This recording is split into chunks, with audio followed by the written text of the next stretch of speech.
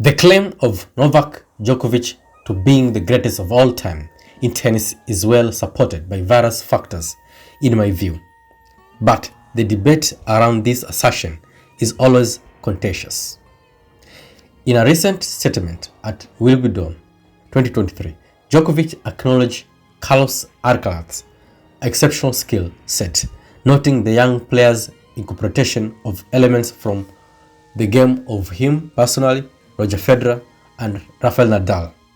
Djokovic highlighted Alcaraz's mental resilience, maturity at a young age, competitiveness, fighting spirit, defensive prowess similar to Nadal, and a backhand that echoes Djokovic's style. Djokovic admitted that he hasn't encountered a player quite like Alcaraz before, acknowledging his completeness and adaptability across different surfaces. Alcaraz's potential is indeed promising.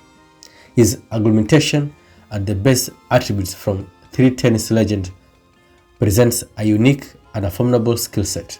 But the question then arises, could Alcaraz outshine Djokovic in career stats? The thing Carlitos needs to improve as soon as possible is his serve.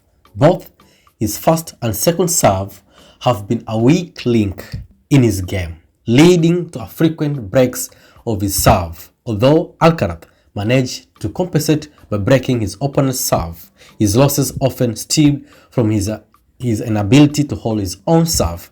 The serve's weakness has been a recurring issue, although there has been a slight improvement.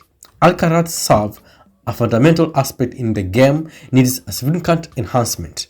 While he is not yet a sport server like Roger Federer, who is celebrated as the ultimate sport server in the sport's history, Alcaraz has shown progress in diversifying his target areas and utilizing tactics such as the body serve. Federer's excellence in fast serve point one demonstrates the significance of precision and placement in his serving. Looking at the success stories of Djokovic and Nadal, both legends actively worked on their fast serve, resulting in incredible improvement in speed, placement, and winning percentages. Djokovic, in particular, elevated his fast serve to dominate several major serving stat categories, underscoring the pivotal role a strong serve plays in a player's success. So, for Alcaraz to reach the pinnacle of the sport, mastering his serve is non-negotiable. He must confront the fundamental question: what kind of fast server he is. If a raw power is fought, Alcaraz could strategically pivot towards becoming a master of placement. So by honing his precision, altering tactics, and aiming for specific target areas, he can compensate for any lack of inner sheer power. A calculated strategic approach might just be the key to overcoming these obstacles. The next thing worth noting is Carlos has encountered instances of cramping, leading fans to question potential causes. Could it be his overtraining, inadequate match preparation maybe, or even a flawed diet? These are the questions that arises to us. So these concerns promote a crucial analysis of Alcaraz, understanding what the big three, like Djokovic, Rafael Nadal, and Roger Federer, did to manage their schedule, ensuring their bodies endured the rigors of professional tennis without succumbing to early retirement. Alcaraz faces the task of delving into practice and routines of tennis legends to emulate their strategies for longevity in the sport. His surprising physical transformation in 2022, most an intense off-season training, raised an eyebrows.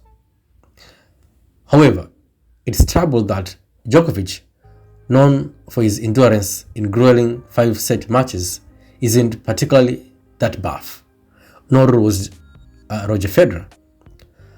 Djokovic's ability to endure extended matches underscores the importance of rigorous training and meticulous preparation in achieving and maintaining excellence on the tennis court. So Alcaraz's revelation that much tension contributes to his cramping and discomfort necessities a thorough study of approach adopted by the tennis greats. What did they eat, or how did they train? Understanding the routine dietary habits, workout routines also, and overall lifestyle choices of these legends, I'm talking about the big three, might provide him a crucial insights, or for himself, Alcaraz, to optimize his own approach in the game. So the holistic approach taken by the big three goes beyond sheer physical appearance. It encompasses a comprehensive regimen, balancing fitness, nutrition, and I'm talking about mental also preparation.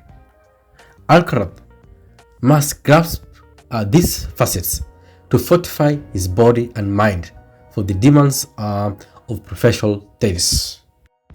For Carlitos to surpass the legendary Novak Djokovic in the realm of tennis, he faces a critical task here, establishing the effective play pattern.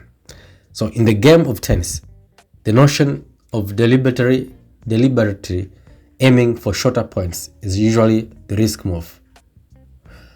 Trying to force an early end or to points often leads to increased errors, as we know, as highlighted by Roger Federer, famous stance. I don't like to play long points. This is what Roger says. He continues saying, but he says, you have to be willing to play the longer points. End of quote.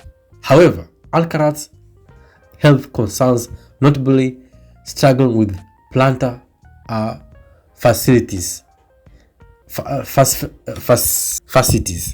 necessitate a balance between playing shorter points to reduce physical strain while avoiding overexertion. So here is the conundrum emerges. If attempting to play shorter points is so detrimental, but it's essential to engage in shorter play to minimize physical strain, how does one navigate this paradox? Okay, the answer lies in play pattern, a strategic and tactical approach to shape the dynamic of a match. Alcaraz's game analysis reveals areas for significant improvement. One notable issue is his excessive movement, lacking efficiency in traversing the court, leading to additional effort post-directional changes. Moreover, he tends to overhit shots and underutilize short angles, relying heavily on overwhelming opponents with deep shots, missing out on exploiting wider and short angles that could enhance his game. So another weakness in Alcaraz's arsenal becomes apparent when he faces opponents hitting deep with pace, causing him to feel rushed and potential, leading to errors. Although his strength often masks his weakness, opponents like Jannik Sinner, who does not go soft in rallies and can capitalize in various angles with pace, expose this particular vulnerability in Alcaraz's game. To rise above and outshine player of Djokovic's caliber, Alcaraz must address these deficiencies extensively. A transformative improvement involves honing his play pattern and adjusting his approach. It's about finding the delicate balance between minimizing physical strain without compromising on a performance. Efficiency is in movement, refining shot selection to use short angles actively, and adapting to opponents' pace and depth. One critical areas for Alcaraz's growth. Addressing these facets will not only refine his game, but also equip him to handle diverse playing style and intensities on the court. So Alcaraz's quest to surpass a player like Djokovic demands an overhaul, in my view. The strategy involves a deep dive into his game, resetting his weakness areas, enhancing strength, and implementing a play pattern that minimizes physical strain while optimizing his performance. Thank you for watching and listening.